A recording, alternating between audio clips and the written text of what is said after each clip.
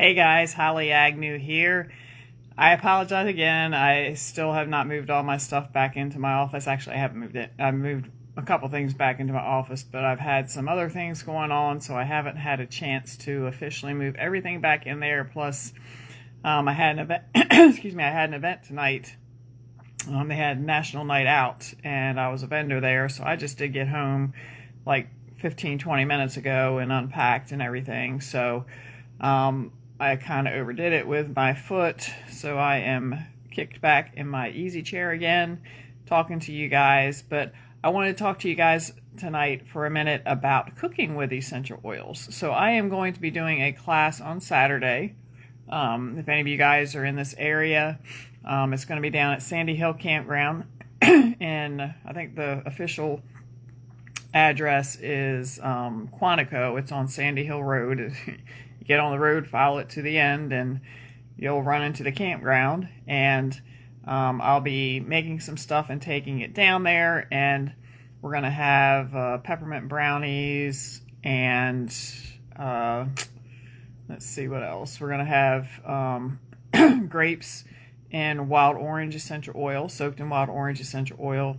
We're going to have some tomatoes with some seasoning salt on it, those are going to be so delicious because the tomatoes hopefully will come from my garden. My garden's a little slow this year, so I'm not sure if they'll come from mine or from somebody else's, but they will be locally grown tomatoes, because those are the best to eat this time of the year.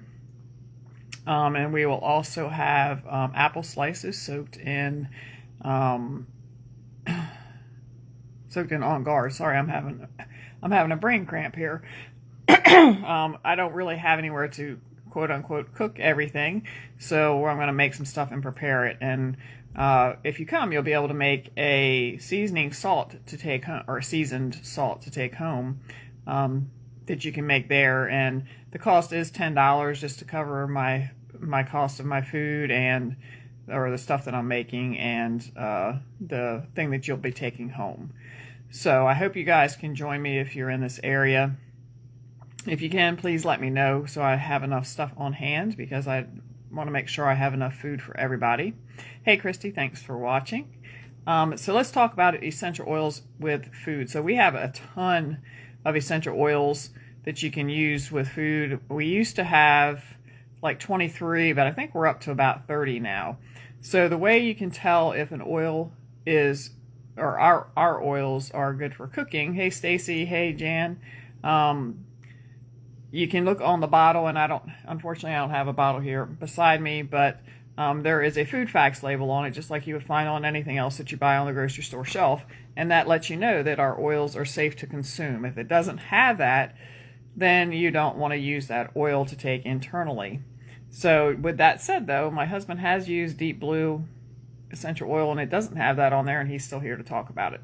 So I wouldn't recommend it, but that was the only oil he had. And just to give you the backstory on that, he was drinking a soda, and he went to drink it, and there was a bee inside of it, and he didn't know it, and it stung the inside of his mouth. And he carries a little travel size thing that attaches to his key ring that has 8 different oils in it, and he tried every other oil in there, and nothing would help relieve the pain that he was having. And so Deep Blue was the only one that he had left, and he used it, and it worked. So there you are. He's here to tell the story.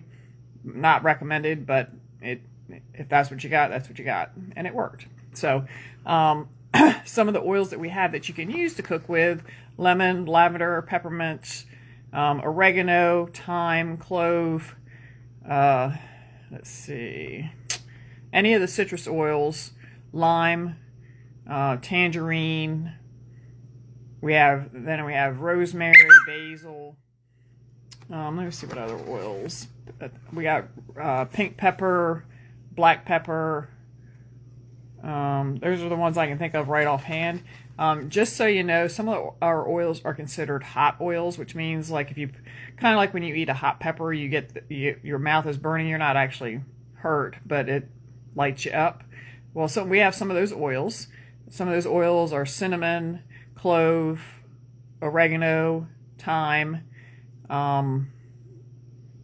Those are the ones I can think of right offhand. Oh, lemongrass is another one. So you want to be careful with those. You want to make sure if you're ever applying those to your skin that you use a carrier oil, because they will hurt if you apply them topically without a carrier oil. And just to give you a what not to do, a friend of mine was, and I'll get back to cooking in a minute, a friend of mine had a son who for some reason decided he was going to put oregano essential oil all over his body. And like I just said, it's a hot oil. And he did it for some reason like early in the morning, and went to his mom, and he was really hurting because it felt hot. And she's texting me, what should I do? What should I do? Should I take him to the emergency room? I'm like, no, just find a carrier oil. It can be olive oil. I mean, because you're going to need a lot of it if it's all over his body, because he was in his mid-20s. And before I could answer her, she told him to go jump in the shower. Well, that's a big no-no, because when you put water on oil, it enhances the effect. So it actually made it feel hotter. So then he looked like a lobster. And the funny thing is, I taught this kid, and I know his mom really well, and just the picture in my mind is mind-blowing. But she ended up putting the olive oil on him, or he did, I guess, and he was fine. But that's what not to do. So if you want to enhance the strength of an oil, put water on it, or you can even jump in the shower like he did, and that will help to enhance the effect. If you don't want to enhance the effect, then you want to use a carrier oil, preferably something like coconut oil, just because it soaks into your skin nice. But you can use whatever you have on hand, like olive oil. Like, I wouldn't recommend olive oil just because it's really greasy and yucky when you apply it to your skin, but if that's what you got, that's what you got. Okay, so back to what I was saying. So when you're using oils, depending on what kind of oil you're using is going to depend on how many drops you would use or whatever. So if you want to use the hot oils, you want to use what's called a toothpick method. So there is an orifice on the top of the bottle, and you're going to stick a toothpick down in that orifice and then stick that toothpick into whatever you're cooking. Hey, Sharon. And you're going to keep doing that until you get the flavor that you want. And just to give you another idea of what not to do, I was making a pot of spaghetti one time. And of course, I didn't have any oregano on hand, so I was like, I'll use my essential oils.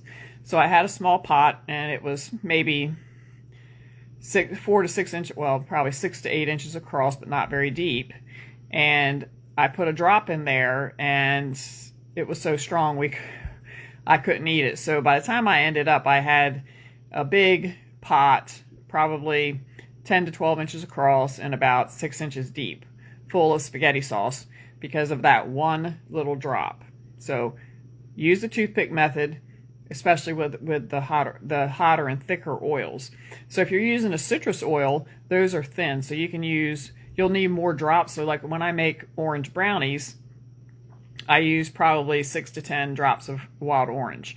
If I'm making peppermint brownies, because peppermint is a stronger oil, it's considered a hot oil because it has an icy hot type of feel. I use maybe 2 or 3 drops. And this is for like a family size portion that I make. So just keep that in mind. And you can do things like I said, I'm going to be making On Guard apple slices. So with those, you can put the apples in, and you want to put some lemon juice or whatever to keep them from turning. And then you can put the On Guard right in the water. You want to cover them with water, put On Guard in, and then stir it up and let them sit for like an hour or two. And stick them in the fridge and just let them sit there. And then before you serve them, you dump the water off, and you have On Guard flavored apples. And you can do the same with wild orange and grapes. They taste delicious. So let's say you need to use, where a recipe calls for dried herbs and you don't have them. And it calls for a teaspoon of whatever dried herb. You want to use 1 drop of essential oil. Again, if you're using the hotter oils, start with a toothpick method and then work your way up. Because once you put a drop in, you can't take it out. If you wanting a tablespoon of dried herbs, you're going to use 2 drops. And that's just a general guideline. The stronger oils like oregano, basil, rosemary, you're going to use less oil. And with the milder oils like lemon, orange, any of the citrus oils, you're going to use more oil. You also want to make sure you add the oils at the right time. So if you're cooking hot food, you want to add them toward the end of cooking, because the cooking process actually kind of negates the therapeutic effect of the oils. So you want to make sure you add them toward the end. And they can also, depending on the oil, they might become less potent and more bitter. So that's why you want, if they're overheated, so you want to make sure you add them toward the end. So let's do some recipes real quick. So these are some of the options you're going to have a chance to make at the class this weekend if you come. There is rosemary lavender salt, 3/4 cup of salt, 2 tablespoons of lavender, which is 6 drops, and 6 drops of rosemary. Chili lime salt, 3/4 cups of unrefined salt, a tablespoon of crushed red peppers, 1 tablespoon of lemon zest, and 3 drops of, I can't even read my own writing, 1 tablespoon of lime zest, or 3 drops of lime. So we're going to be doing 3 drops of lime. Lavender salt, a 1/2 cup of pink Himalayan sea salt, and 1 drop of lavender. Rosemary sage salt, 1/2 cup of pink Himalayan salt, and equal parts of rosemary and sage. Let's see. Lemon thyme salt, 1 drop of lemon and 1 drop of lime, and a 1/2 cup of pink salt. And then let's see, here's another recipe: honey lime fruit dip, and this is really good. 1 cup of plain yogurt, 2 tablespoons of honey, and 1 to 2 drops of lime essential oil.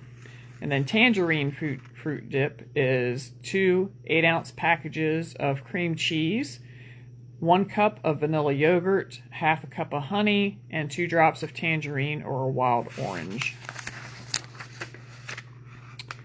And then here's a sugar blend if you like seasoned sugars. This is a 5 spice sugar blend.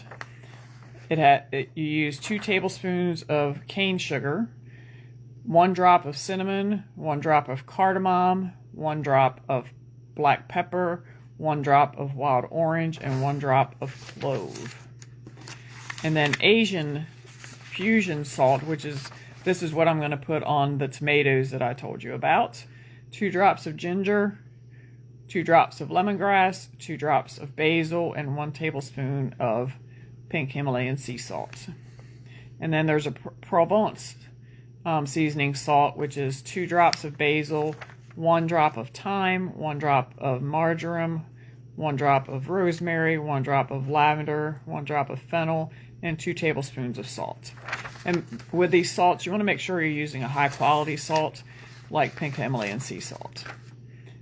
So that is all I have for you tonight. If you would like these recipes, just comment recipes below and I will send them over to you, because I know that's a lot of writing and all that. So, and again, if you guys could just please share this group with your friends and invite them. I would really love to get up to 500 members by September. And we are at, I think, 315 right now. So let's see what we can do, guys. Help me out. I'll talk to you guys later. Have a great night.